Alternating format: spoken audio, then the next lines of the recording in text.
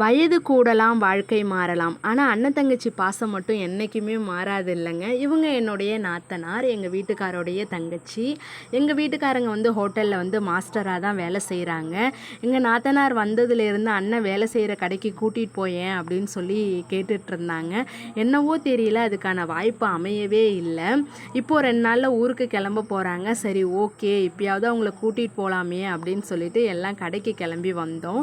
இந்த கடை எங்கே இருக்குதுன்னு பார்த்தீங்கன்னா சென்னை கும்பகோணம் பைபாஸில் பின்னலூரில் வந்து இந்த கடை இருக்குது. நாங்கள் எல்லாம் மாஸ்டரை பார்த்து ஹாய் சொன்னோம். மாஸ்டருக்கு வந்து ஒரே சர்ப்ரைஸ் விசிட்டாக இருந்துச்சு. என்னடா இது நம்ம ஃபேமிலி மொத்தமும் இங்கே நிற்குதேன்னு சொல்லிட்டு மாஸ்டரும் எங்களை பார்த்து ஒரு ஹாய் சொன்னாப்புல. அப்புறம் அவங்க வேலையை கண்டினியூ பண்ண ஆரம்பிச்சிட்டாங்க. பிள்ளைங்களுக்கு என்ன வேணும்னு கேட்டேன். லோ பட்ஜெட்டில் ஏதாவது இருந்தால் வாங்கி கொடுமா அப்படின்னு சொல்லி சொன்னாங்க. 20 ரூபா ஐஸ்கிரீம் இருந்துச்சு. ஆளுக்கு ஒரு கோன் வாங்கி கொடுத்தேன். பிள்ளைங்களுக்கு ஒரே ஹாப்பி, எல்லாருமே என்ஜாய் பண்ணி சாப்பிட்டாங்க. எங்கள் நாத்தனார் மட்டும் அவங்க அண்ணன் வேலை செய்கிறது வந்து ஒளிஞ்சு நின்று பார்த்துக்கிட்டே இருந்தாங்க. அவங்களுக்கு ஒரே கஷ்டமாக இருந்துச்சு. எங்கள் நாத்தனாரோடைய பொண்ணு மாமா கிட்டே கேள்வி மேலே கேள்வி, மாமா என்ன பண்ணுற ஏது பண்ணுறேன்னு அதுக்கும் பதில் சொல்லிக்கிட்டே வேலை செஞ்சுட்டு இருந்தாப்புல. பிள்ளைங்கள்லாம் அப்பா வீட்டில் இருக்கிற மாதிரி நினச்சிக்கிட்டு ஆளாளுக்கு ஒரு கதையை பேச ஆரம்பிச்சிட்டாங்க.